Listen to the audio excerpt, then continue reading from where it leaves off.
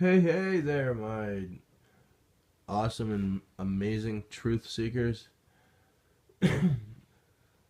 My last video, I mentioned that it doesn't matter, Democratic or Republican, we are all in this together.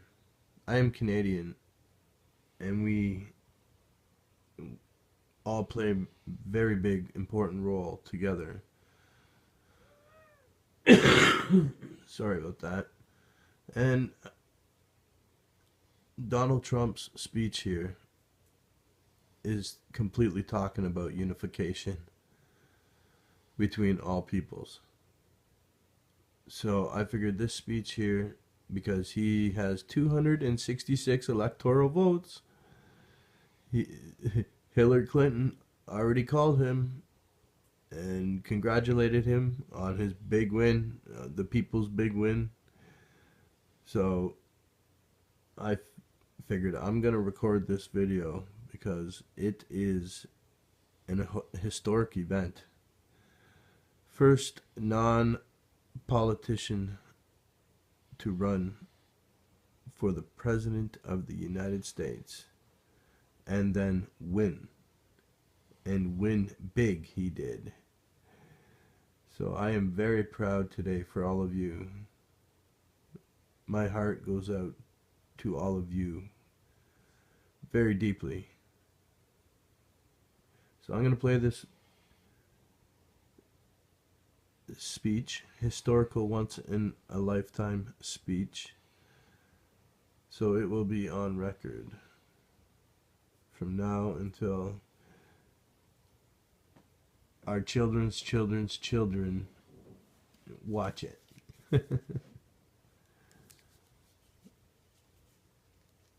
Donald Trump, who has never run for political office, and in his first bid for office, he has managed to capture 266 electoral votes and is on his way to winning the presidency.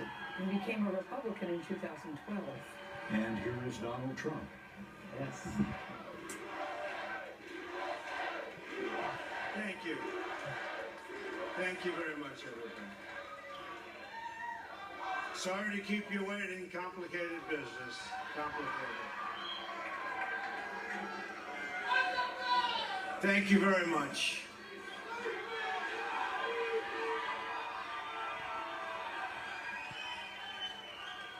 I've just received a call from Secretary Clinton.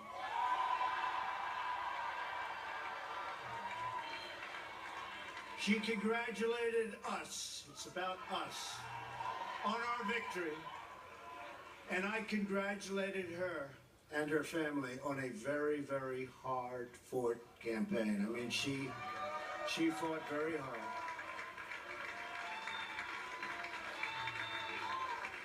Hillary has worked very long and very hard over a long period of time, and we owe her a major debt of gratitude for her service to our country.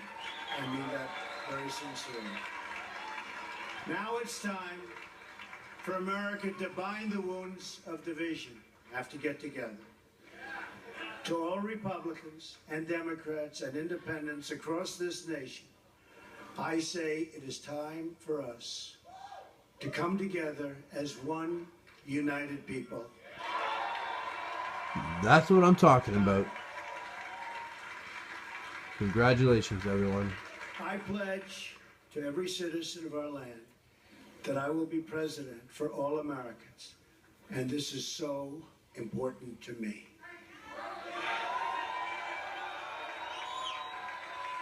For those who have chosen not to support me in the past, of which there were a few people,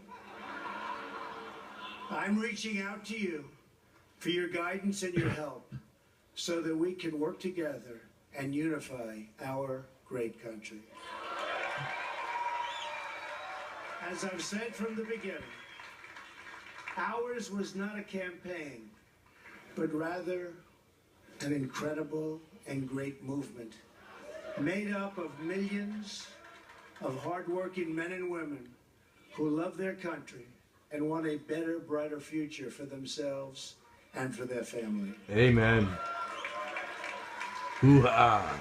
It's a movement comprised of Americans from all races, religions, backgrounds, and beliefs who want and expect our government to serve the people, and serve the people it will. Yes. The true Working together, old we Republican will begin the Constitution. urgent task of rebuilding our nation and renewing the American dream. I've spent my entire life in business looking at the untapped potential in projects and in people all over the world. That is now what I want to do for our country. Tremendous potential. I've gotten to know our country so well. Tremendous potential. It's going to be a beautiful thing. Every single American will have the opportunity to realize his or her fullest potential. The forgotten men and women of our country will be forgotten no longer.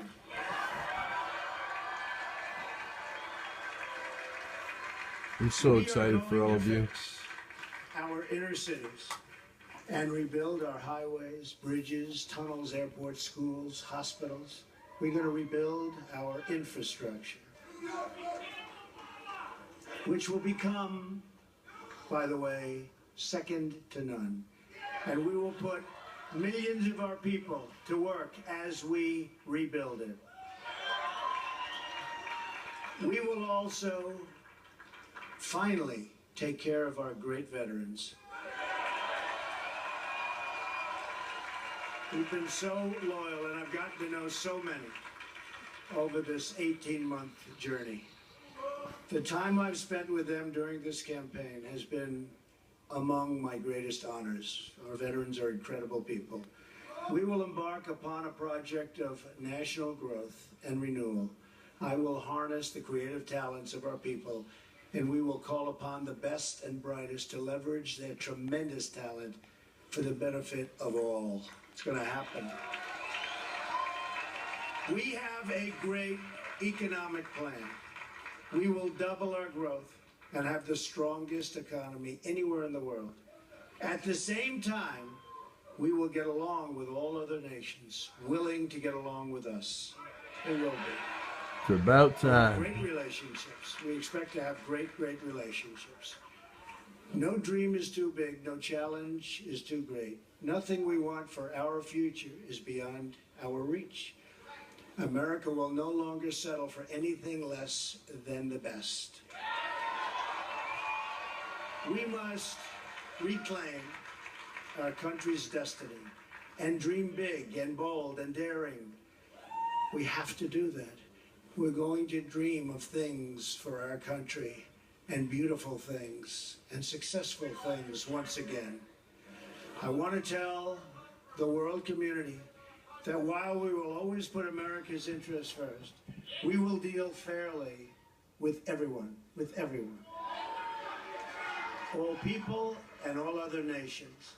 We will seek common ground, not hostility, partnership, not conflict. And now, I'd like to take this moment to thank some of the people who really helped me with this, what they are calling tonight, very historic victory. First, I want to thank my parents, who I know are looking down on me right now. Amen. Great people. Rest in peace, Mr. and Mrs. Trump. I've learned so much from them. They were wonderful in every regard. I had truly great parents. I also want to thank my sisters, Marianne and Elizabeth, who are here with us tonight. And where are they? They're here someplace. They're very shy, actually. And my brother Robert, my great friend. Where is Robert? Where is Robert? My brother Robert. And they should all be on this stage, but that's okay. They're great. And also my late brother Fred, great guy, fantastic guy. Fantastic family. I was very lucky. Great brothers, sisters, great, unbelievable parents. To Melania and Don,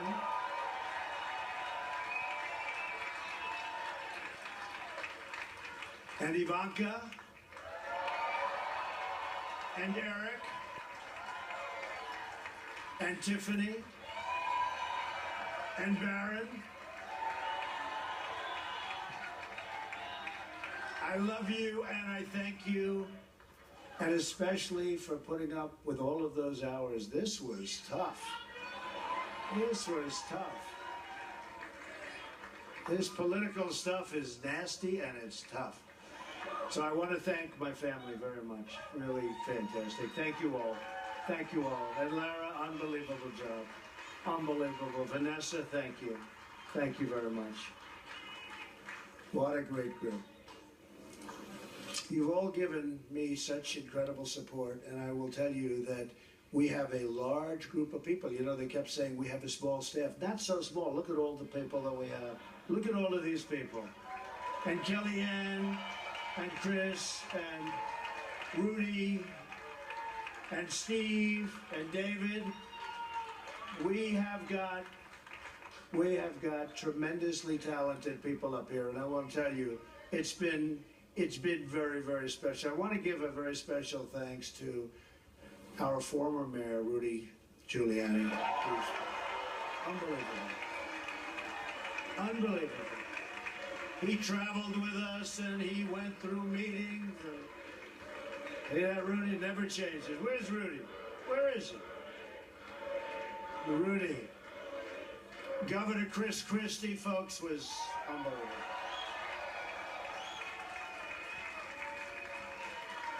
Thank you, Chris. The first man, first senator, first major politician, let me tell you, he is highly respected in Washington because he's as smart as you get. Senator Jeff Sessions. Where's Jeff?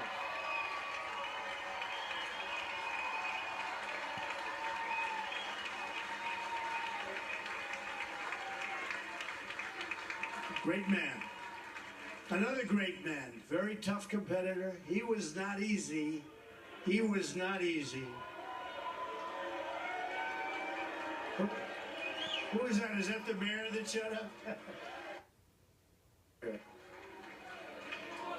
Another great man who has been really a friend to me, but I'll tell you, I got to know him as a competitor because he was one of the folks that was negotiating to go against those Democrats.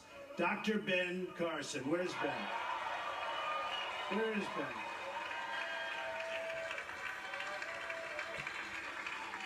And by the way, Mike Huckabee is here someplace, and he is fantastic. Mike and his family, Sarah, thank you very much. General Mike Flynn. Where is Mike? And General Kellogg. We have over 200 generals and admirals that have endorsed our campaign. And they're special people, and it's really an honor. We have 22 Congressional Medal of Honor recipients. We have just tremendous people. A very special person who believed me, and you know, I'd read reports that I wasn't getting along with him. I never had a bad second with him. He's an unbelievable star. He is, that's right, how did you possibly guess? So let me tell you about Reince. And I've said this. I said Reince, and I know it. Look at all those people over there. I know it. Reince is a superstar, but I said, they can't call you a superstar, Reince, unless we win. Because you can't be called a superstar like Secretariat. If Secretariat came in second, Secretariat would not have that big, beautiful bronze bus at the track at Belmont. But I'll tell you, Reince is really a star. And he is the hardest working guy. And in a certain way, I did this. Reince, come up here. Where is Reince? Get over here, Reince. Boy, oh boy, oh boy. It's about time you did this, Reince. Oh, my God. Well, say a few words. Oh, come on. Say something. Ladies and gentlemen, the next president of the United States, Donald Trump. Thank you. It's been an honor. God bless. Thank God. Amazing guy. Our partnership with the RNC was so important to the success and what we've done. So I also have to say I've gotten to know some incredible people, the Secret Service people.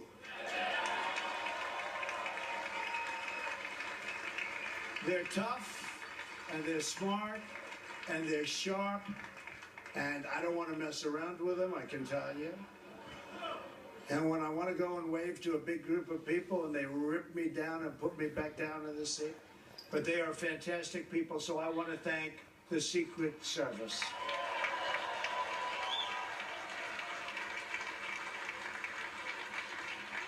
And law enforcement in New York City, they're here tonight. These are spectacular people, sometimes underappreciated, unfortunately, but we appreciate them. We know what they go through. So it's been what they call a historic event, but to be really historic, we have to do a great job. And I promise you that I will not let you down. We will do a great job. We will do a great job. I look very much forward to being your president. And hopefully at the end of 2 years or 3 years or 4 years, or maybe even 8 years, you will say, so many of you worked so hard for us, but you will say that that was something that you were very proud to do, and I can thank you very much. And I can only say that while the campaign is over, our work on this movement is now really just beginning. We're going to get to work immediately for the American people. And we're going to be doing a job that hopefully you will be so proud of your president. You'll be so proud. Again, it's my honor. It was an amazing evening. It's been an amazing 2-year period. And I love this country. Thank you. Thank you very much. Thank you to Mike Pence. Thank you, everybody. And that was Donald Trump, the 45th president of the United States, giving a conciliatory speech tonight, thanking his supporters, thanking his family, talking about the need to bind the wounds of division in this country, and saying our work is really just now beginning. And thanking Hillary Clinton, saying that Nora, in a way that we haven't heard before, that we owe her a debt of gratitude, and the time to heal has come, that he wants to be the uniter of all people. And he made a point of saying, I am the president of all people. It was a very un-Trump-like Yes, it speech was. from what we have heard throughout this campaign. Well, we were asking whether he could be conciliatory and could he be magnanimous in defeat. And we found out that he could be magnanimous in victory. so many times he would say, I can be politically correct, so absolutely politically correct when the moment calls for it.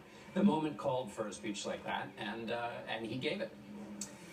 Well, talk about now the challenges for someone as they transition from being a candidate to trying to govern and becoming and filling that office, that the awesomeness of that office and the responsibilities that go with it. I think we're kind of in uncharted territory now. I mean, we really don't know. This is a totally new and different group than we have seen arrive in Washington before, and I don't think we can predict where this goes from here. I mean, it's different.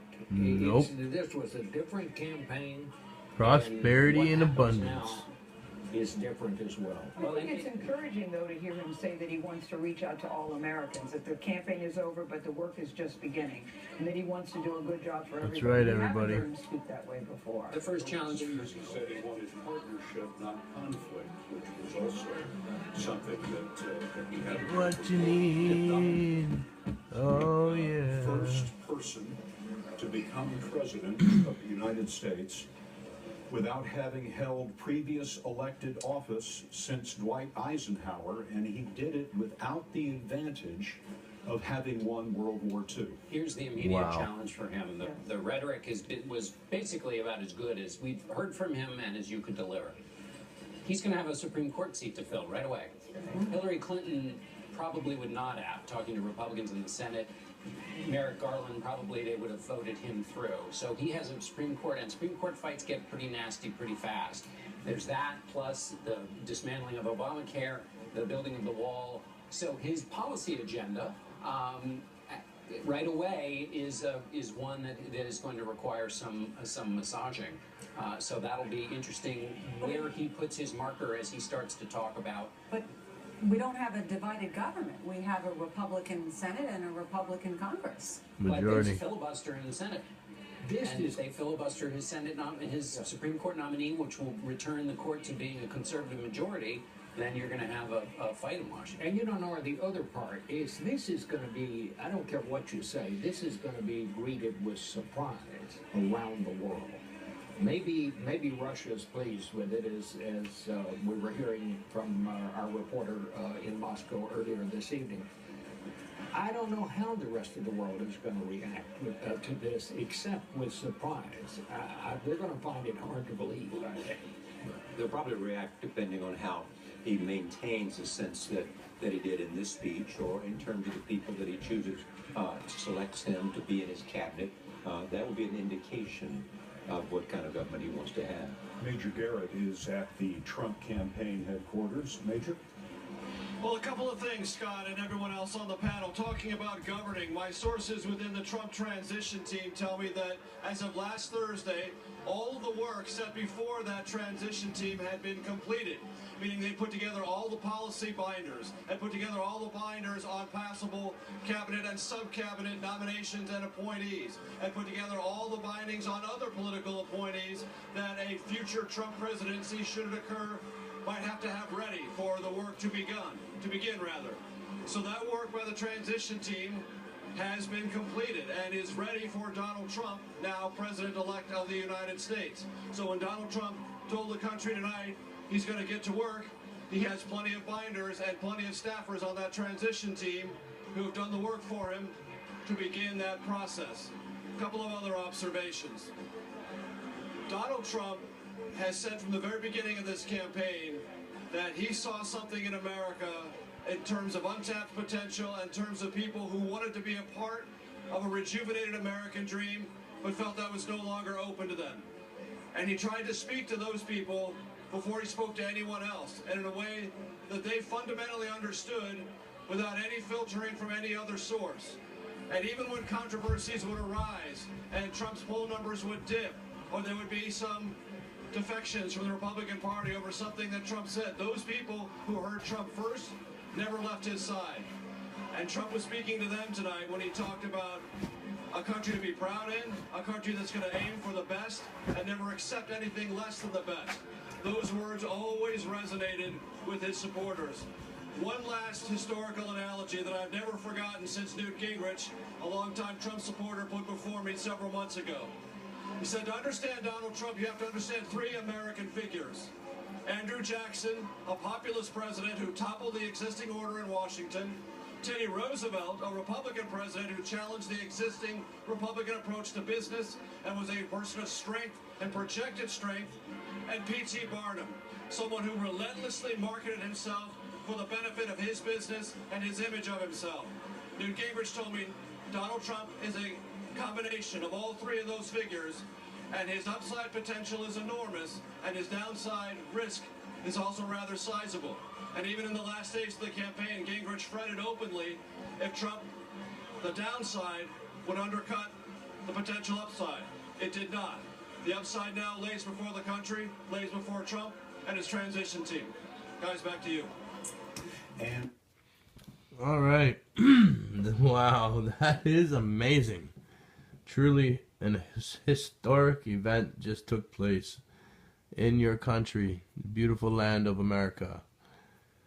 I am so happy and I am so proud to be living next door to you guys right now.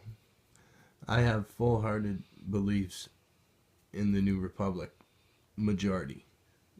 There is going to be a lot of changes coming down the line for the liberation of humanity, full of abundance and peace and prosperity.